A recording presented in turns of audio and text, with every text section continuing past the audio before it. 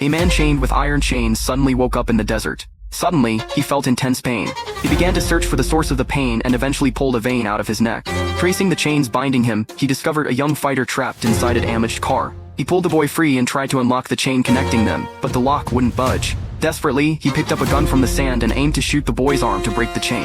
However, the gun was filled with sand and wouldn't fire. Spotting a car nearby, the man lifted the fighter and headed toward it. On their way, they passed a group of beautiful women bathing in the open under the scorching sun. The man, who hadn't washed in 3 years, was thrilled by the sight of water and their shimmering skin. He brandished the gun and forced the women to hand over their water gun without hesitation or resistance. He drank the water eagerly, revitalizing himself with each gulp as the cool liquid ran down his throat. And he asked for tools to free him from the chains, demanding with growing impatience and frustration. But the women's strength was too weak to unlock the chains after many hours of trying and struggling.